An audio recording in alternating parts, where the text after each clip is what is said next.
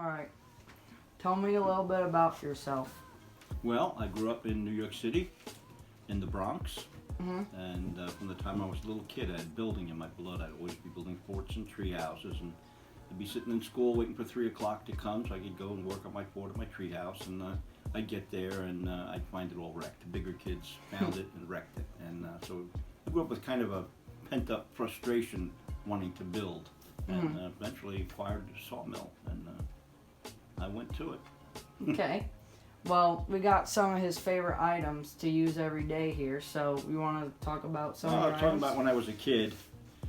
This here's lanolin, and from the time I was a kid, that's all I've used in my hair is lanolin, right? Made from sheep's wool.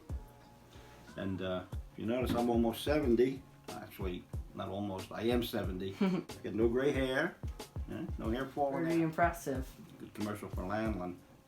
Well, I have a sawmill. To understand the theme of this is every little items that we use every day that are vital for our Yeah, they're important. lifestyle. Well, this here's a Fatmax 25-foot tape, and so I have a sawmill, and I use that every day, measuring logs, measuring lumber. That's vital. So I mentioned about growing up in New York City, and one of the things I really enjoy, an everyday thing, is telling jokes to my customers and what have you. So it reminds me of a New York City joke. An interviewer is on the street in downtown New York City interviewing people on the street about the beef shortage. Okay. Walks up to someone that's visiting from Texas and says, "Excuse me, what's your opinion of the beef shortage?" And the Texan says, "What shortage?" Walks up to someone visiting from California and says, "Excuse me, what's your opinion of the beef shortage?" And the Californian says, "What's beef?" And walks up to someone walks up to a native New Yorker and says, "Excuse me, what's your opinion of the beef shortage?" And the New Yorker says, "What's excuse me?"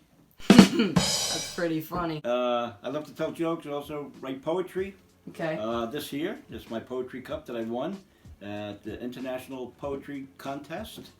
Out of 2,000 entries internationally, I took second place, won $5,000. Don't we have your plaque here? for And my that? cup. You won the cup and you Yeah. got the plaque. Here's the plaque. My wife, this was I wrote our Valentine poem in 2005, and she liked it so much that she entered it in this international competition. And lo and behold, I won. We won $5,000 for this poem. That's really cool. Yeah, it's about the theme of the poem is how having a good woman, married to a good woman in your life, she has a civilizing effect to change you from kind of a caveman into a civilized human being. Great poem. I think it's online. You can probably find it online. It's A Man's a Man for All Dat. That's pretty cool. F-E-R-D-A-T, for dat. Okay. So you find it. Great poem. Another thing every day is that ring. Kind of relates to the poem. Relates to the poem, relates to the basis of having a good life is being faithful. That ring is a reminder that you've got a commitment, you've got a covenant, and keeping it. Aww. I could tell lots more jokes, but I don't know how long this interview can. All right. Can I go think on. that's all the time we have today. Thanks for letting me interview. You're welcome. It's an honor. Thank you. Bye-bye.